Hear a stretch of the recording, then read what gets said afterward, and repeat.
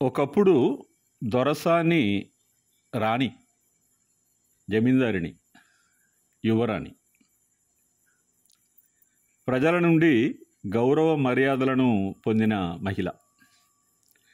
50-60 సంవత్సరాల క్రిందట దొరసాని పదం గ్రామాలలో ఎవ్రీ హౌస్ హోల్డ్ మాట. అది ఆదర్శ కుటుంబాలలో ప్రథమ సంతానము అమ్మాయి అయితే తండ్రి కూతురుని పిలుచుకునే ముదు పేరు చిన్న దొరసాని, దొరసాని. ప్రేమానురాగాలతో పాటు తన గృహ సామ్రాజ్యానికి బుజ్జి రాణి అయిన తన కూతురు చూసి తండ్రి మురిసిపోతాడు, లోకాలను మర్చిపోతాడు. ఇంకా కొంచెం వివరంగా, నాన్నకు కూతురు చిన్న దొరసాని తల్లి లాంటిది. కన్న తల్లి మీద కుమారునికి అవ్యాజమైన ప్రేమ, గౌరవము ఉంటాయి. ప్రాణంలాగా చూసుకుంటాడు. అంతే ఇంటెన్సిటీతో, అంతే గాఢంగా తను కన్న తల్లి అంటే కూతురుపై కూడా ప్రాణాధికమైన ప్రేమ ఉంటుంది. మాటలు రాని వయస్సులో కూడా కూతురుతో ఆడి పాడి సేద తీరుతాడు.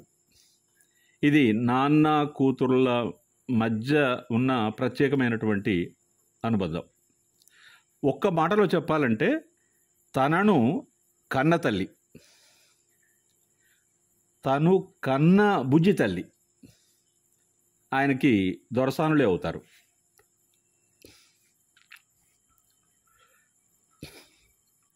ఒక సినిమాలో అందం, ఐశ్వర్యం, సంస్కారం కలిగి ఉన్న ఒక చదువుకున్న అమ్మాయిని ప్రేమికుడు దొరసాని అని సంబోధిస్తాడు.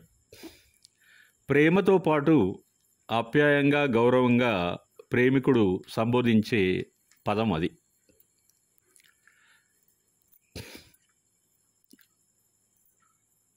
వారి సంబంధాన్ని అపురూపమైన ప్రేమ తెలియజేస్తుంది ఆ సంబోధన.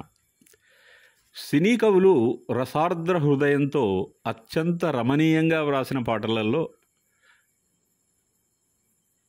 ప్రేమికురాలు మన హీరోకు దొరసాని అవుతుంది. ఓహో బస్తీ దొరసాని బాగా ముస్తాబయ్యింది, అంద చందాల వన్నెలాడి ఎంతో బాగుంది. ఓహో బస్తీ దొరసాని బాగా ముస్తాబయ్యింది, అంద చందాల వన్నెలాడి ఎంతో బాగుంది. ఓహో బస్తీ దొరసాని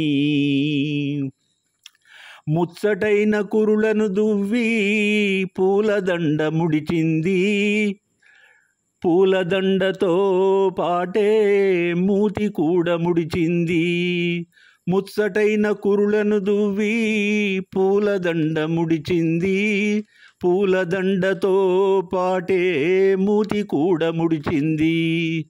హాయ్ ఆపై కోపం వచ్చింది, వచ్చిన కోపం హెచ్చింది, అంద చందాల వన్నెలాడి అయినా బాగుంది. ఓహో బస్తీ దొరసాని బాగా ముస్తాబయ్యింది, అంద చందాల వన్నెలాడి ఎంతో బాగుంది. కొత్త పెళ్లి కూతురు మదిలో కొసరి సిగ్గు వేసింది, మత్తు మత్తు కన్నులతోనూ మనసు తీర చూసింది. కొత్త పెళ్లి కూతురు మదిలో కొసరి సిగ్గు వేసింది, మత్తు మత్తు కన్నులతోనూ మనసు తీర చూసింది. హాయ్ ఆమెకు సరదా వేసింది, జరిగి దగ్గరకొచ్చింది, అంద చందాల వన్నెలాడి కోపం పోయింది.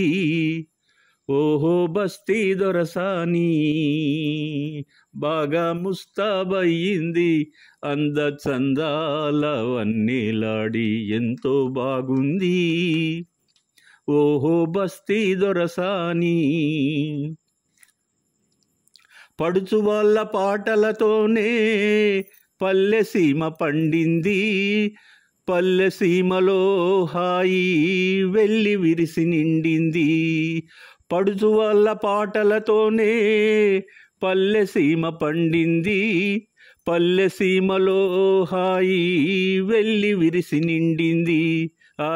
చివరకు చిలిపిగా నవ్వింది, చేయి కలిపింది. అంద చందాల వన్నెలాడి ఆడి పాడింది. ఓహో బస్తీ దొరసాని బాగా ముస్తాబయ్యింది. అంద చందాల వన్నెలాడి ఎంతో బాగుంది.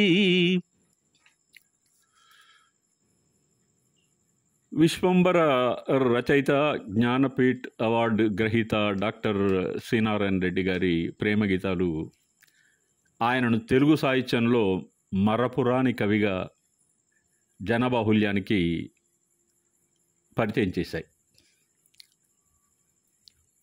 ఒకటి ఆలోచిస్తే దాశరథి, సి. నారాయణ రెడ్డి, ఆత్రేయ, కృష్ణశాస్త్రి పాటలు ఈ తరం ఆ తరం పండితులు, పామరులు అందరు ప్రజలకు చాలా హృద్యమై దగ్గరై అందరూ వాటి ప్రేమికులయ్యారు. గులేబకావలి కథ చిత్రంలో నన్ను దోచుకొందువటే గీతం ప్రేక్షకులందరి నోట పరిమళించింది. దోచుకోవడం, దోబూచలాడడం. దొరసాని ప్రేయసి ప్రియుల్ని దేవునిగా భావించడం చాలా హృదయంగా ఉంటుంది. సినారే కలంలో ప్రియుడు ప్రేమికురాలని దేవతగా భావించే సన్నివేశాలు కూడా ఉన్నాయి. ఉదాహరణకి దేవత సినిమాలో ఆలయాన వెలసిన ఆ దేవుని రీతి పాట. నన్ను దోచుకొందువటే, నన్ను దోచుకొందువటే వన్నెల దొరసాని, కన్నులలో దాచుకొందు నిన్నే నా స్వామి, నిన్నే నా స్వామి. నన్ను దోచుకొందువటే, తరింతును మీ చల్లని చరణముల నీడలోన, తరింతును మీ చల్లని చరణముల నీడలోన. పూలదండవోలే కర్పూర కలికవోలే, కర్పూర కలికవోలే. ఎంతటి నెరజానవో నా అంతరంగమందు నీవు, ఎంతటి నెరజానవో నా అంతరంగమందు నీవు. కలకాలము వీడని సంకెలలు వేసినావు, సంకెలలు వేసినావు. నన్ను దోచుకొందువటే, నన్ను దోచుకొందువటే వన్నెల దొరసాని, కన్నులలో దాచుకొందు నిన్నే నా స్వామి, నిన్నే నా స్వామి. నన్ను దోచుకొందువటే. నామదియే మందిరమై నీవే ఒక దేవతవై, నామదియే మందిరమై నీవే ఒక దేవతవై. వెలసినావు నాలో నే కలసిపోదు నీలో, కలసిపోదు నీలో. ఏ నాటిదో మన బంధం ఎరుగరాని అనుబంధం, ఏ నాటిదో మన బంధం ఎరుగరాని అనుబంధం.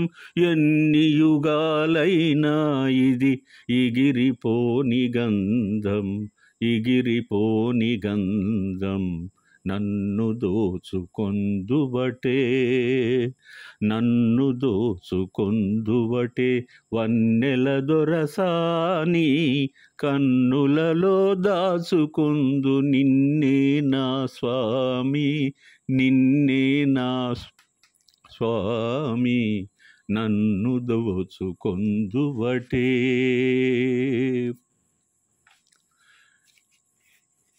ఫ్యూడలిజం అనేది ఈ జమీందారీ వ్యవస్థ. ప్రజాకంటక పాలకుల అరాచక సామాజిక వ్యవస్థ అది. ఆనాటి సమాజం దొరసాని అనే పదాన్ని నెగటివ్గా చూస్తుంది. నిరంకుశరాలిగా, కర్కశ హృదయంతో ప్రజలను హింసించే అమానవీయ వ్యక్తిగా ఆ కాలంలో గుర్తించడం జరిగింది. జమీందారీ వ్యవస్థలో దొరసాని పాత్ర వివాదాస్పదమైంది. దొరతో పాటు లేదా దొర లేనప్పుడు పరిపాలనలో దొరసాని అదే రాక్షసత్వం, అదే కర్కశత్వం చూపడం చరిత్రలో గ్రంథస్థం కూడా అయింది. జానపద చరిత్రలో ఆంగ్లేయులకు లొంగిపోయి ఆ తరువాత వారితో కుమ్మక్కై ప్రజాకంటకులుగా మారిన వ్యవస్థ జమీందారీ వ్యవస్థ మనం చూసాం. ఈ వ్యవస్థ యొక్క ప్రతినిధులు ప్రజలకు రక్షణ కల్పించే మిషతో వారికి సాగుభూమినిచ్చి వెట్టి చాకిరీ చేయించుకున్న దృష్టాంతాలు కోకొల్లలు. పేదల వెతలు, ఆకలి సావులు మధ్యలో వారి బాధాతప్త హృదయాలను ప్రతిబింబించే గీతం చిల్లర దేవుళ్ళు చిత్రంలోని ఏటి కేతం బెట్టి పాట. ఈ గీతాన్ని కేవి మహదేవన్ స్వరపరిచారు. ఏటి కేతం బట్టి ఎయి పుట్లు బండించి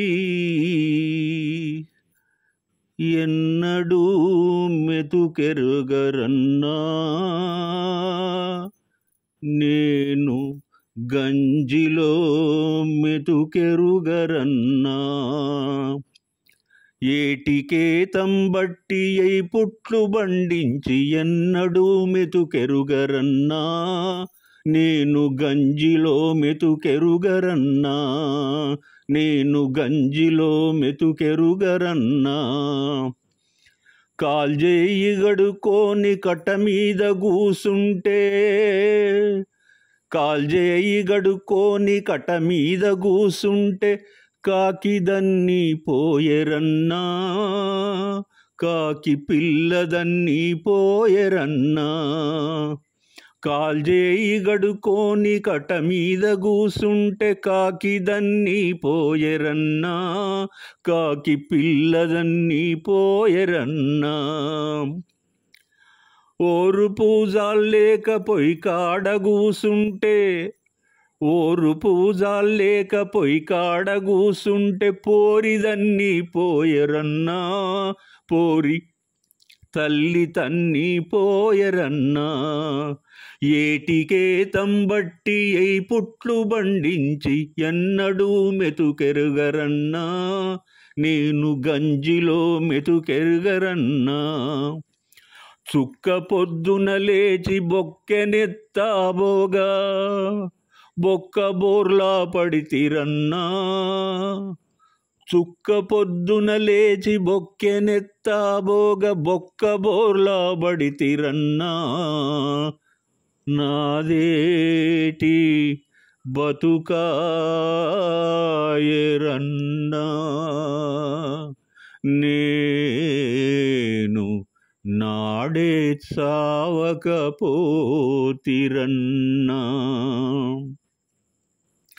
మానవ చైతన్యం అవిరళంగా, అనంతంగా, అవిశ్రాంతంగా కొనసాగి